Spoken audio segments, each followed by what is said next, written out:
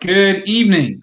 Welcome to the end of, as we conclude the end of Women's History Month, we have a very special guest, a leader in education, particularly STEM education, a leader in building families, someone who has a wealth of knowledge and a history to share with you all and someone who I've been really looking forward to interviewing for a very, very long time.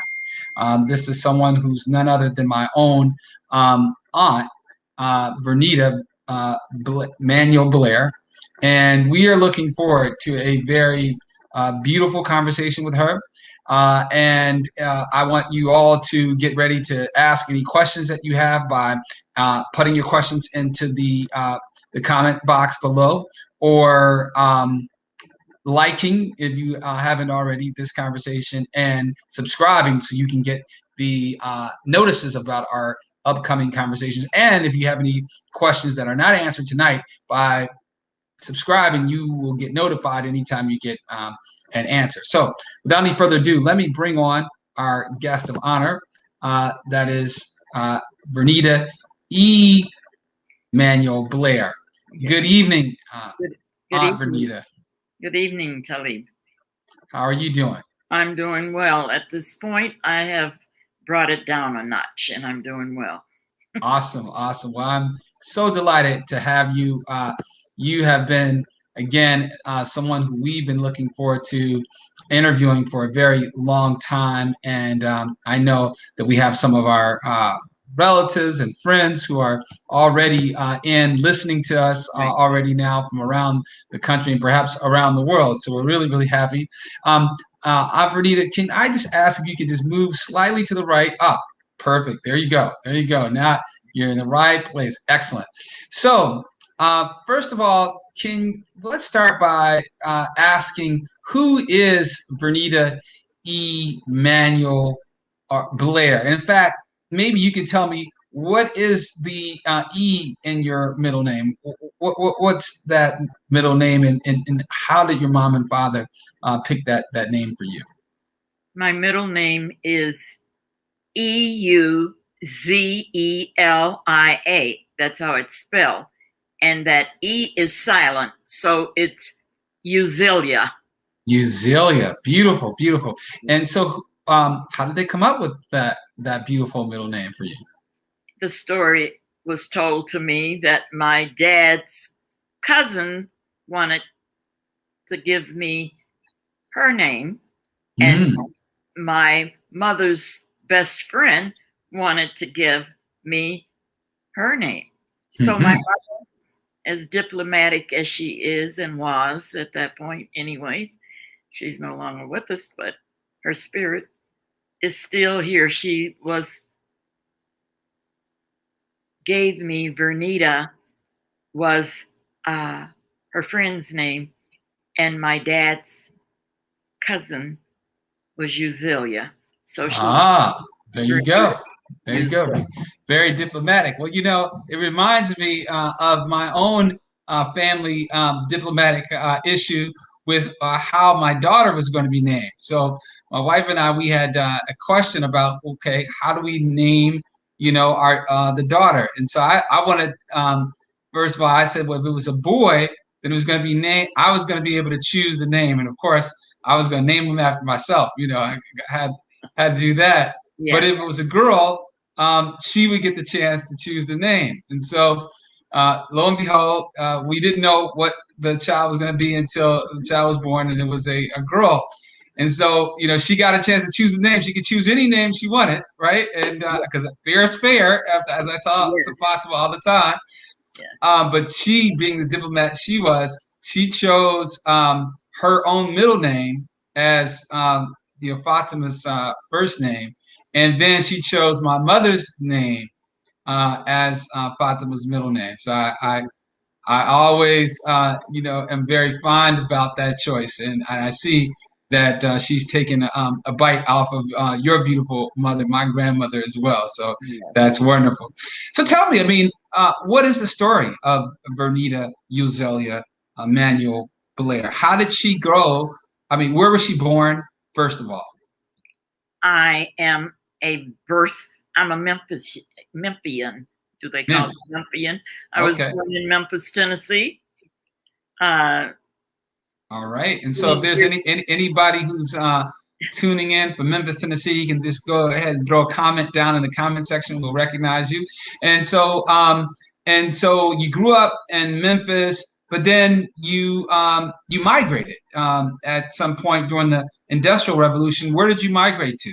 Yes, at 14 years old, my mother and two brothers and I drove to Michigan for vacation, I was told, because I was only 14 and I was going on vacation, right? And we drove up to Michigan, and my mother's sister's place that we came to, my cousins and my aunt's home in Detroit, Michigan. And as time went on, I found out that we were going to stay in Detroit. So Now that must have been a very interesting time. In the 19, it was what year was that, Aunt Verneda? That was 1955. 1955. Now, tell me a couple of things, because I know from a historical standpoint, at that time, it was during the middle of the Industrial Revolution, Yes. where Detroit, known for the automotive industry, being led by the Ford Motor Company in particular.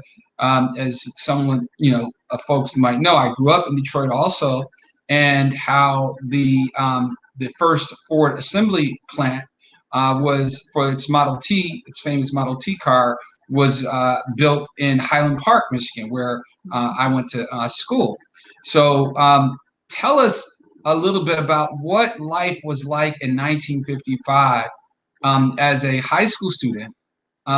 You were, I guess, going into your second year of high school, or your junior year? Which one? No, it was way before then. Actually, I was just leaving the 8th grade in Memphis, Tennessee. Okay. And the transition to Detroit, Michigan at that time was a middle school. They had middle schools. And okay. I went into the 9th grade, which I think was a very good move as I look back in my life to see how that transition came about and why my mother made the decision to stay in Michigan to educate me and to have me to reach my God-given potential in education. And now tell me, I'm sorry, that was the educational part of it. Yeah. And so tell me, Verneda, in terms of your education, how different was it growing up in Memphis, Tennessee, which was, as they say, below the Mason-Dixon line, and growing up in Detroit, that shift? I mean, we know now that based upon history, we know that there was a lot of discrimination up north, as much or similar to some extent as there was down south. But, can you tell us from your own perspective, what was the difference like? That question was asked me once before by someone, and I honestly have to answer, I did not see any discrimination personally. When I was in the South, I knew, well, I was born in the South. I lived in an all Black neighborhood. I went to an all Black school. And at that point, at that age, so life was. My parents weren't, out there, what you call radical or anything. My mother and my dad were pretty low key as far as I'm concerned comparing with other people that I know in my family were very vocal. Like your brother, right? My father. Yeah, very much so. Like my youngest brother and your dad. However, so my life was pretty calm. It was, you go to school, I had all Black teachers, and those teachers were the ones that really inspired me. I didn't realize that they were because of their lives prior to, coming up in a segregated environment. They came up in a segregated environment. So they had the biggest of the schooling issues. Okay. So those of us who came under them were taught to do our best. I can remember, my writing, and even today in writing, you do the best. You dot your I's and you cross your T's. They were very lovingly. I don't ever remember anybody was harsh with me. I had some good teachers. I remember my first grade teacher, Mrs. Harper. I remember my second grade teacher, my third grade teacher, Mrs. Edwards, Mrs. Harper, my fourth grade teacher, Mrs. Clark, and I remember those. I went back to Memphis one year when I relocated to Memphis. I went looking for my third grade teacher because she was the one that inspired me so much to let me know that who I am is not by my appearance on the outside. Children can be cruel, and they used to call that teacher, that her face looked like a bulldog, So as a grown-up and an adult, I know how that had to have felt for her, So I had a sense of compassion then, but I learned since being an adult how children can be cruel, and parents, it's up to the parents to be able to help build them up so they will know it's not about their exterior, it's about what's coming from inside, that their character means more than how they look. So anyways, I don't want to go on that one because I think my daughters have heard a lot of that when they were coming up. I taught about, character. I did do that. So I think that that's a very beautiful, response, quite frankly, because a lot of folks, especially in these days where there is, I think, a lot of kind of question about where this country is going, and, in terms of the pandemic that we face, and still a lot of animosity and division between people. There is always a kind of a question about how life was like when you were a high school student, because a lot of high school students are kind of grappling with the things that they're facing today. Can you tell me a little bit more about what life was like growing in Detroit? So now you're moving. You talked about your life in Memphis. How was life like during the heyday of the Detroit automotive industry boom? You had Motown Records that was soon to follow. What was it like for you as a young person, first going to middle school and high school, and then young adulthood? Tell us a little bit about that time. Well, my transition was non-eventful. I obtained a great education in the South. I'll have to say my foundation was really good, and went into the middle school and into high school. I don't know how many have recall. My high school is no longer around in Detroit, but the transition there, I was at the right place at the right time. It was Commerce High School, right? Commerce, or High School of Commerce. It was a business school, okay? And there were only a handful of African Americans that went, or Blacks, that attended Commerce High School. And I was one that was chosen to go to my middle school that I came up and was a part of in the 9th grade was Barber Middle School on the east side of Detroit. I actually went to, before I went to Commerce downtown, the high school next door to Barber was East Commerce High School. Ah, okay. So that's the high school. I just went right next door, enrolled into that school. It was the the plans had already been enforced, because I was there maybe 1 year, and East Commerce was closed down, and those of us at East Commerce had to go downtown. We traveled bus to go downtown to be at the High School of Commerce. That's how I went into the High School of Commerce in 10th grade.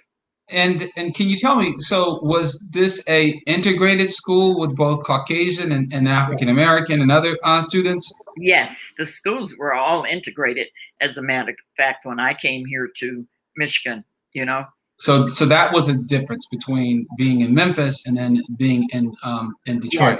Yes, the schools were integrated, and there was no you know, I didn't see anything. I mean, I didn't come across any biases or any prejudice personally, but I'm sure, you know, maybe my I'm not saying I live or look through life at a rose-colored glasses, but that was my experience. It was not a horrible thing. I think a lot of that comes from homes, depending on how parents perceive, and not just perceive, but have had experiences that were in school, unfortunate experiences. The older ones before us, they had the prejudice and all of the things. They got the blunt of what was going on in the US of A, okay, segregation wise. But I was on the cusp of all of that, and I was blessed. I was blessed to have been chosen from the high school experience. I was taken, and I was given my first job. Okay, I was a co-op student. I went to school in the morning in the 11th grade. I started going to school in the morning, and I mean, to work in the morning and school in the afternoon. I got out about 4:15 or something. Every morning for 2 years, I was a co-op, and I worked my first job, Blue Cross Blue Shield of Michigan. And that's where, when I graduated from high school, they hired me full time. So that's my and that's really interesting, because a lot of students now, some students don't know what a co-op is, but of course we know that these are kind of part-time jobs that you can actually work while in high school. Yes. And then also, again, continue your education to get your high school diploma, and then, as you say, oftentimes be offered a job by these employers. And I don't know, I don't hear much these days about co-op or cooperative jobs that our students are taking now. I do know that here in the Washington, D.C. area, there are summer jobs that students are offered, but the idea of having students work while they're in school, which makes perfect sense, it doesn't seem to be that common, and I don't know why. And this is certainly something that I'm glad that you are raising, because we're in the process of planning our advocacy day on Capitol Hill. And we were just in touch with the chairman of the committee that oversees the departments of labor as well as the departments of education. And I definitely think that this is an idea that we need to, basically, bring back to his attention, is this whole idea of co-ops and the program that you mentioned. I unfortunately wasn't able to enjoy that type of program when I was in high school, but I absolutely think that it makes perfect sense, especially since we have such a shortage of cyber workers in today's economy, and workers in other areas, health, for example. Why not have a program where you can have high school students get the best of both worlds, right? Absolutely. I have enjoyed my years. As a matter of fact, I'm going to see if I can transition from this position and show you the banner that we celebrated. I'm going to get my also technically, I need to plug my computer up so we won't get disconnected. But I wanted to show you my high school banner. We just, in 2018, my 1959 graduates, we celebrated our 60th high school graduation. Are we still there?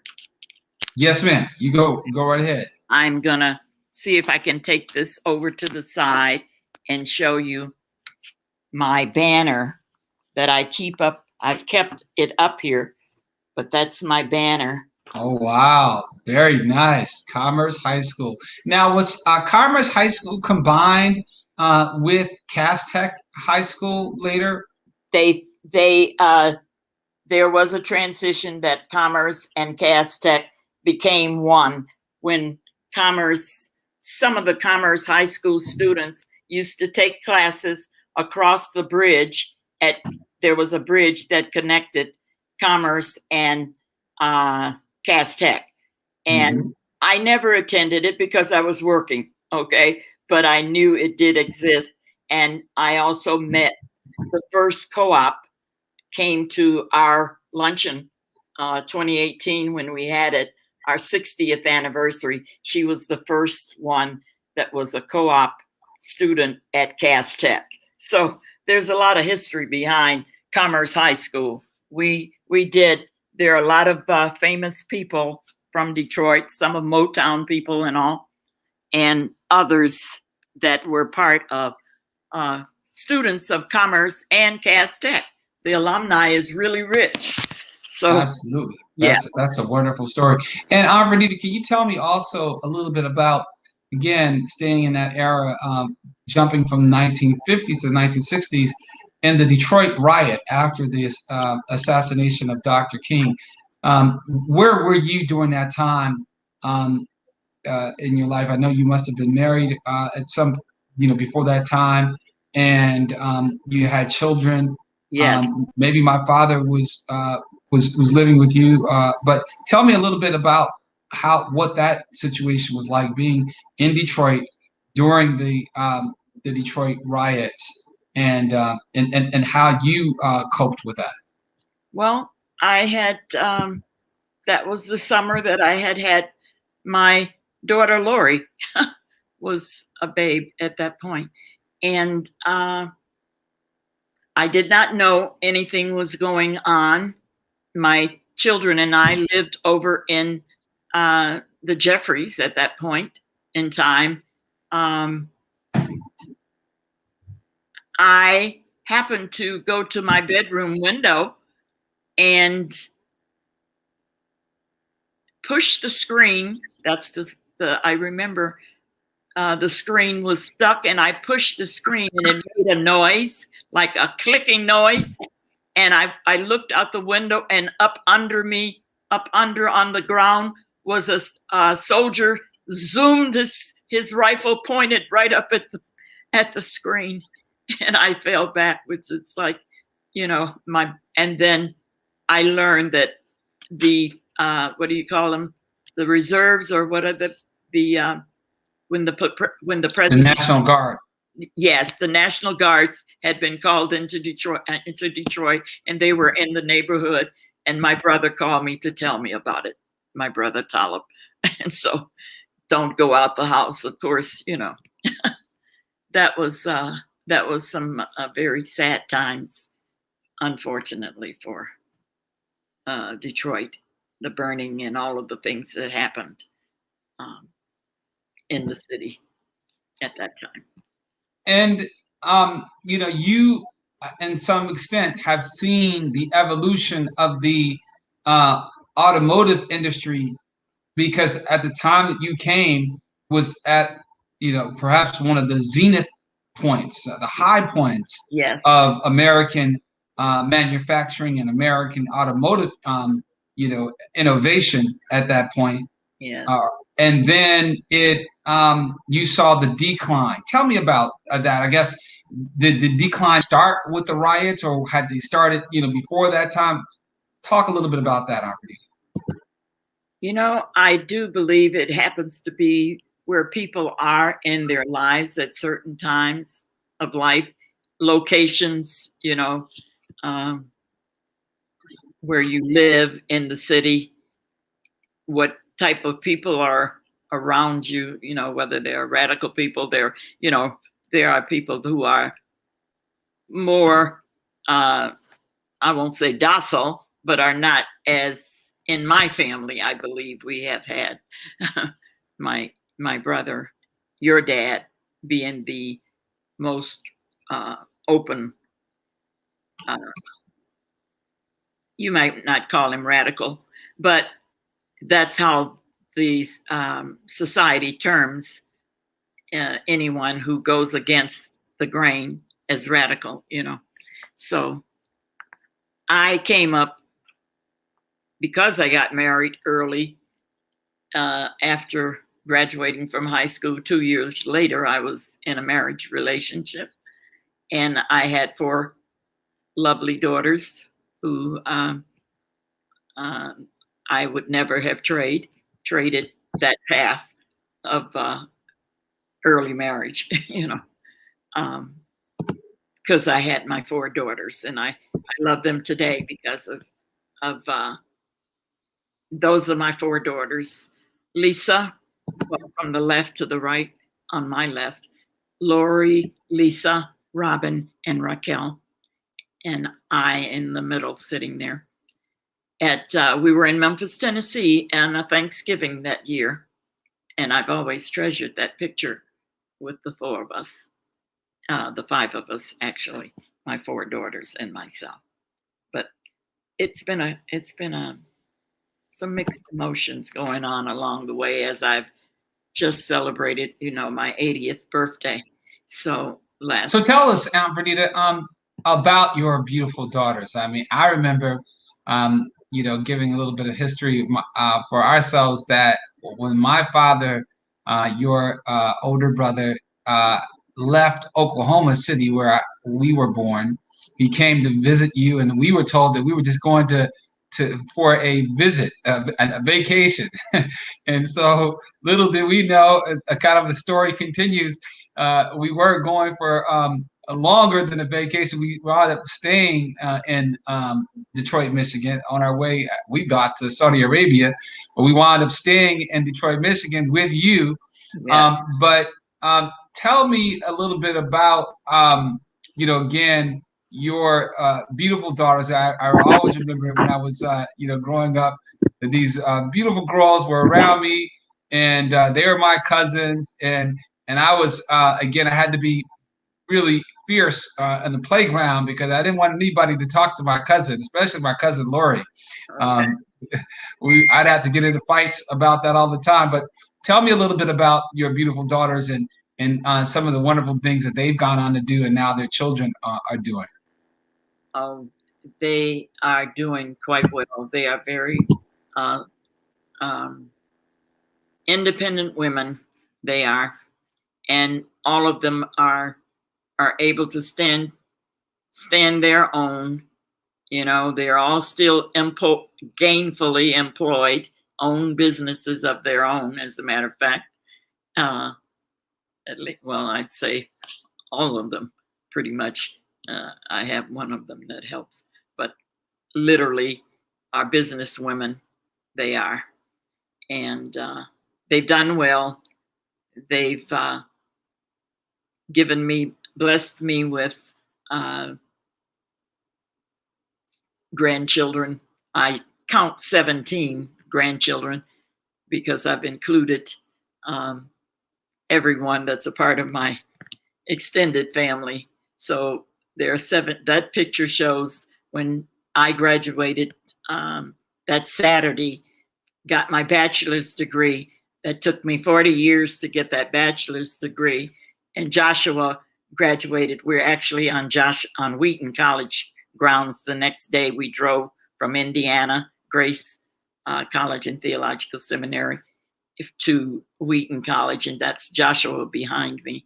He graduated his undergrad, and that's Gramia's gang there, Gramia's chat group, or those are all my grandchildren. Pretty much are born, and 2 great grandchildren right in the front. That's Desiree in the front in the pink, and Tamira, who just turned 16 and to your left, on my other side, Tamara is now 16 years old, and Desi is now 18 years old, on her way to college. The whole thing, the story is beautiful. All of them have made me proud. Just beautiful. All of my grandchildren have gone off to school. The youngest that's in school now is Samantha, and she's in her sophomore year at Wheaton College, where all of the Fort children graduated from Wheaton College. And what do we have? Wheaton College and Huntington College was Sean Josiah, and is there someone else that I'm missing in here? But it's been a beautiful time to reflect on my grandchildren and my children, and how they're blessed to be a blessing. That's what they are. And I make sure everybody's aware of that they are blessed to be a blessing, you know. So. Indeed. And one of the beautiful things that they, I think, have blessed us with is being such great support for you, to make sure that we have the opportunity of sharing your story with so many people who are tuning in. And if anybody has any questions or any comments that they want to share, please go ahead and throw those in the comment section. We look forward to answering your questions as you share those. Can you tell us, and if for especially, let me go back, especially if anybody is from Detroit or from Memphis, definitely we can give you a shout out. Let us know, Verneda, as we turn our attention, talk about education. And I want to ask you a couple of questions about education. Okay. One question about education is particularly a question about science education. And we know that you spoke about my father, who was an activist, but also my mother was an activist. Yes. But she was also a pioneer in STEM. And a lot of the work that we do in STEM is really inspired by her. But, can you tell me about some of your experiences in terms of science education and some of the work that you did in undergraduate school? Well, most of my training in high school was, we had technology. Okay, then little did I know, as I was being trained, I was a teletype operator, was able to do Western Union, and all of this was in my co-op training. And again, just for folks who don't know anything about what she just said, so teletype was before text messaging. Before you had text messaging, you had teletype. Yes. Before you had the internet, you had teletype, right? And so that was the forms. So you were one of the operators in the internet of the 1950s and the 1960s and 70s, right? There you go. Tell us about, again, the evolution, particularly in terms of science education and some of the things that you were able to do and the research you were able to do at the University of Michigan. Well, now that's more of my daughter's, Lisa's department there. I don't have any other than supporting people that were working, doing things at the University of Michigan. I have a teacher who is 93 years old. Okay. I would have loved to have had her on here because she is a pioneer. That is what I call a pioneer. She was one of the first African-American women who went to U of M, and she has had her experiences at 93. And she was the first African-American biology teacher at the High School of Commerce.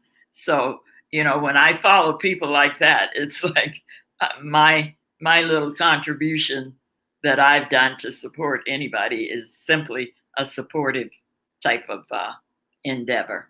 But as I remember, you were at the University of Michigan in Dearborn. I went to Dearborn. Yes. And at that time, from our recollection, one of the things that my mother was doing was teaching children Oh, how to program computers, even before they were so ubiquitous. And I was telling my daughter that today almost every household has a laptop, has a computer in their pockets in terms of the phones. But at that time, out of 300 million households in America, perhaps less than 1%. So almost as I was telling her, like one out of 300,000 people had computers. Tell us a little bit about your experience with early childhood education and some of the experiments that you were able to do with that. well, I actually was working along with your mom in some projects. That was DAWA, the name of the school, I believe. But when I was at U of M, in my early childhood development classes, we had projects going on. And because I knew that your mom, Lena Karim, was teaching at that time Kalila, the baby, which she was about 2 years old, she was teaching her the flashcards. And so my class had a project going, and I got permission to bring Kalila to class with me at U of M on Dearborn's campus and showed them that about rote memory. It was all dealing with rote memory, how I could hold the card up, the bunch of flashcards with names of plants that I can't pronounce today, and she would pronounce them. She would see that card and she would call the name of the card off, and I would have the name on the back of the card so I could know that she was doing it. But she was only 2 years old, 3 years old then, and it was just up and coming technology and the children learning, and it was a wonderful time for those who were in early childhood development. At that time, I thought I was going to go and open a daycare, but kind of got thrown off a little, went on the business a little. But I do have, before I get off, I did have a contribution that I wanted to read to in terms of the education for children, and I hope that I can get it. Please go right ahead. It was supposed to be, I was going to have it for Lowell School for them in that interview, but today is what it is. The name of the title of the poem is called "Children Learn What They Live." It says, if children live with criticism, they learn to condemn. If children live with hostility, they learn to fight. If children live with ridicule, they learn to be shy. If children live with shame, they learn to feel guilty. If children live with tolerance, they learn to be patient. If children live with encouragement, they learn confidence. If children live with praise, they learn to appreciate. If children live with fairness, they learn justice. If children live with security, they learn to have faith. If children live with approval, they learn to like themselves. And the last one, if children live with acceptance and friendship, they learn to find love in the world. That was a poem written back in 1920 or 30. I want to see that this poem, I did give it to the Detroit Public School several years ago, and I think it should be put up in classrooms today. And now that was amazing, Verneda. I mean, I tell you, you remind me of the song that my mother commanded that we all learn. I don't know if you remember that song.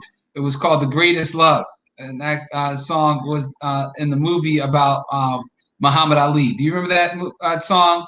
It says, "I believe the children are the future." Yes. Yes. Teach them well and let them lead the way. Yes. Show them all the beauty they possess inside. Yes. Right?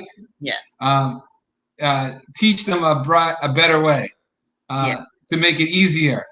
Show them all the laughter and allow them to lead the way. You know, this is again the type of beauty that I remember growing up with, particularly in Detroit, and the innovation that was all around us. I mean, you know, we grew up drawing cars, you know, as children, and just really being fascinated by automobiles and how they worked, and then the huge plants that were all around us at that time, and what things were going on. We always would wonder, like, what, you know, is there some type of secret, you know, thing going on in this plant? You know, we're just so really just fascinated, you know, as a student with all this technology around us. And, you know, little do we know how things were changing so rapidly, and how, you know, again, there was going to be such a shift. But on the other end, as we see now, we talk about automobiles. At one point, again, people just thought that U.S. manufacturing and U.S. automobile technology was basically going to just get blown away by the Japanese or the European car makers. And today, the hottest car on the road is now an American car, and that's the Tesla. You know, so I'm really happy to see that maybe the pendulum has swung back over in the way of American technology. But you know, you are someone who also, you know, again, like a pendulum swinging. You started your educational journey back in the 1940s and 1950s, but you're still on it. Tell me, how is it like to be, you know, an 80-year-old now? You were 70 or in your 70s when you got your undergraduate degree finally, and then you went on. Maybe tell us a little bit about that journey. Well, I tell you what, after I get off of this Zoom call, I will be getting my into my last assignment. I am now in the master's program at Liberty's School of Divinity, and I am going to continue. I consider myself a lifelong learner.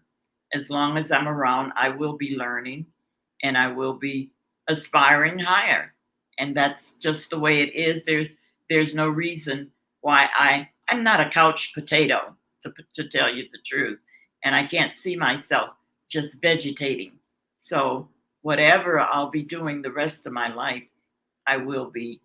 I call it aspiring higher, as God would have me. I'm going to continue the educational pursuit, God willing. That's the way it's going to be. Can you tell, I mean, specifically on Verneda, this idea, can you share with other people who may be either finding themselves having to leave school for whatever reasons, family reasons, or, you know, reasons of needing to just make money? We have the COVID pandemic, of course. What advice do you have for them, you know, based upon your own experiences of having, you know, gone back to school and having to be perhaps, were you the oldest student in the classroom, you know, in these times that you were you know, going to pursue your degrees? Yes, 99%. I don't remember anybody being older than I am, but I'm sure, I think there are some people out there that are still aspiring. But I just happen to be the oldest one, and I consider myself a chronologically advanced female. Okay, and so that people won't get stuck in the mode that they're seniors, and that's as far as they can go. If God has given you life, breath, and reason to continue on, I see no reason why anybody, especially now, since you do have not the brick and mortar, but you have technology, as I do my online courses, right? So I don't have to be in Indiana to go to the school, or in Virginia, where this one is located. I can go for it. So, Verneda, in the next, last 10 minutes or so, why don't you tell me what, if you, again, as you looked over the past 80 years and saw how much change has occurred in your lifetime, what would you offer as advice if you could, go back to the 1940s and 1950s? Let's say 1959. Because you graduated in high school in the class of 59, or was it class of 60? 59. 59. Okay. So if you were going to go back to the class of 1959, and you were to give yourself some advice, Verneda of 17 or 18, what advice would you give yourself? I think that one really stood out with me when I looked at the questions for the podcast, in particular about the at the age of 17. What would I tell myself? And I sat and I thought about it, and I jotted it down. You've only just begun, is what I said for myself at 17. So there is no reason to ever stop. No reason at all. And so fast forward, 2021, I turned 80 years old and I'm still in school. I have no reason to stop. I have no reason. So the most important thing, and what advice would you give, young women like yourself who are graduating from high school about marriage and building families? I mean, you had four lovely daughters who have gone on to do some really great things. What advice would you have in terms of keeping, children, or marriage? First of all, what advice would you have on marriage, and then what advice would you have on raising children to be, successful, and good mothers, good wives, good daughters? What advice would you offer for that?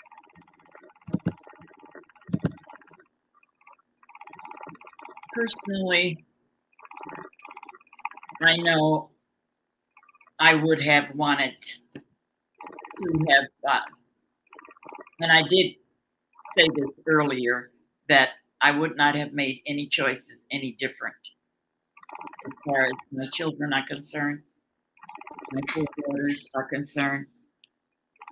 That was the best part of my life, the best part of my life as an adult, and having my daughters. They have added so much to my life, more than they know. But I would tell any young girl at 17 years old that I would encourage her to go ahead and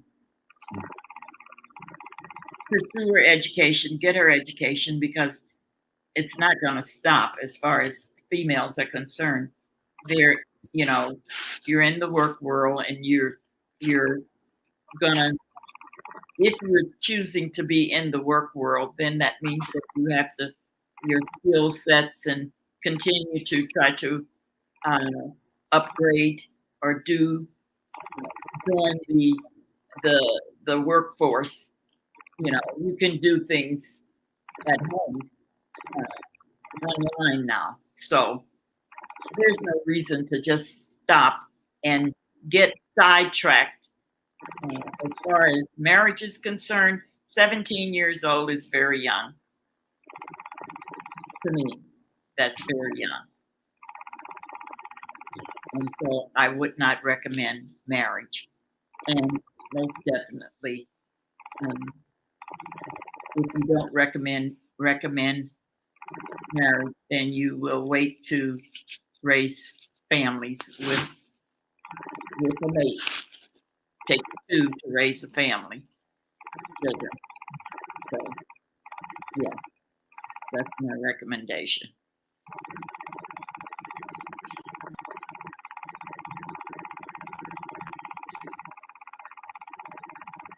Are you there, Talib? Oh yes, I'm really sure. I was again just kind of pondering about what you were saying in terms of the advice that you know, as I said, gave to yourself. You know, and I can imagine one day my daughter might listen to this video and I guess it's tough, right? Because you have in this society really a lot of just messages that are being communicated to our young people about sexuality and about things popularity, right? And these are things that children grow up wanting to fit in, right? And um, on the one hand, if these types of interactions with young people are being encouraged almost everywhere from television and movies and internet, the social media, um, and so you have these things that are being again told to both young boys and girls that they need to be involved in these types of relationships, but then you know um, they're also being told that you shouldn't get married. It's almost kind of like are we not creating a recipe for them to do things in the perhaps not the right way? You could say that if in fact you haven't trained or talked to them about sex and the how God made us sexual beings, and where that sex is supposed to be exercised within the marriage. Yes, we've gone so far away from it's more lifestyles live together and stuff like that. So yes, they have a lot a lot of challenges, but it has to begin from the home. Yeah, and those that love them around them, even if they don't live with them, they'll be able to share, the right way to do things. Absolutely, absolutely. And as we conclude, share with me a little bit about what do you accomplish so many things. You have one daughter who is an accountant, right, and a CPA. You have another daughter, Robin. She's a mother herself of outstanding professionals, and she and her husband have their own business, right? I think they're on the line. Yeah. Okay. And so, If and you want, you have a daughter, Lori, who she and her husband are in Detroit, and she's been working for the in the automotive industry and many other industries, right? So, and then you have another daughter who's in Atlanta, Raquel, and she has her own business. Her and her husband. I mean, with so much that has been accomplished, and of course you have grandchildren, including Josh, who's a technology entrepreneur in his own right, and someone who helped us to get together this podcast. We're grateful for his help. Tell us about what are the other accomplishments that you want to make while you were left in this world, and what would you like to be remembered by most, Verneda? well, my desire is to be able to encourage people to reach their God-given potential, and to learn, when you do that, and if you're at your best, then others will be a recipient of your best. That's kind of the way I feel. If I'm okay with myself, then I will see you as okay. I have no reason to doubt that we can encourage more than discourage. We have enough discouraging situations in life outside of your inner circle, or those that are in your inner circle. So pretty much just be able to enjoy people when you're around them, and make that atmosphere, change that atmosphere. Okay, that's just the way I feel about it.